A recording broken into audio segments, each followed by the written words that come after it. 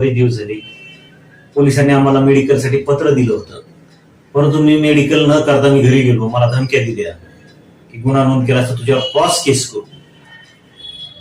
अशा वेळेस लोक महत्वाचा वेळ दडवतात आणि त्यावेळेस आमच्याकडे देखील कायदेशीर एक सल्लागार म्हणून, वकील म्हणून काहीही पर्याय नसतो. कारण एखादी ओढून ताडून केस बनवणं हे आपल्या तत्वात बसत नाही, किंवा चुकीची केस एखादं बनवणं तर त्या अजिबात बसत नाही. तर मित्रांनो, अशी घटना झाल्यानंतर आधी आपण ताबडतोब दवाखाना गाठणे, हॉस्पिटल गाठणे.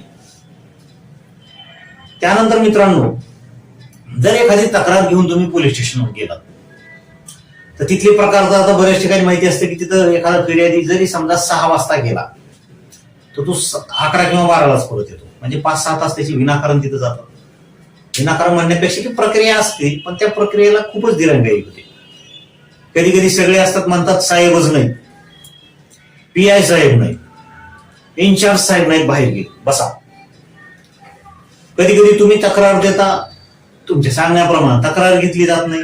थांबा, ही सांगू का, ही सांगा, ही नाही, आता हे एवढंच घेणार मी.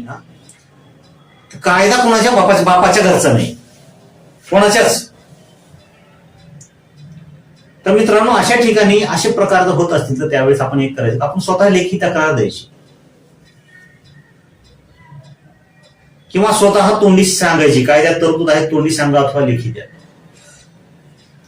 तोंडी सांगायची आणि तुमच्या सांगण्याप्रमाणे लिहिले जात आहे का ते बघायचे. जे जे खरं घडलं तेच सांगायचं. मी खोट्याचा समर्थक कधीच नाही, परंतु खऱ्यासाठी जीव लावेल, खऱ्यासाठी कायम सोबत राहील.